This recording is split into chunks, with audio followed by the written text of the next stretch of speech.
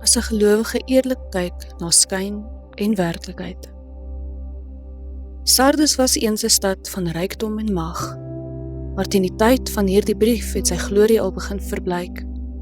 Dieselfde geld vir die gemeente. Aan die buitekant was daar 'n goeie naam, 'n reputasie van lewe. Maar Jesus spreek hulle direk aan.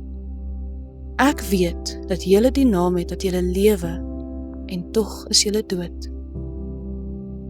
Daar was geen groot dwaling of openlike sondes nie. Alles het normaal gelyk. Maar juist dit was die probleem. Uiterlike aktiwiteit het die indruk van geestelike gesondheid geskep, terwyl die hart afgekoel het.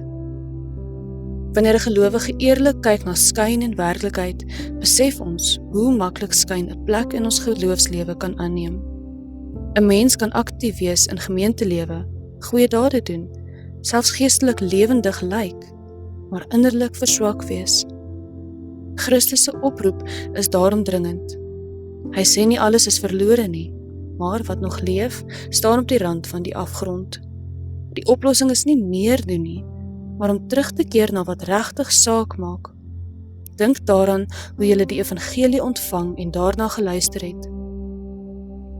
Die gemeente van Sardes noop ons om eerlik na onsself te kyk. Leef ek nog waarlik in geloof, of het ek vasgeval in lewelose godsdienstige gewoontes? Waar het my geestelike lewe dalk vervlou? Jesus sluit af met die belofte: ek sal nooit sy naam uit die boek van die lewe uithaal nie, en ek sal verklaar dat hy aan my behoort. Ons grootste gevaar is nie dat ons struikel nie. Dit is dat ons geestelik aan die slaap raak sonder dat ons dit besef. Vandag is 'n uitnodiging om wakker te word, om eerlik te kyk en weer voluit te leef. Nie vir skyn nie, maar vir Christus.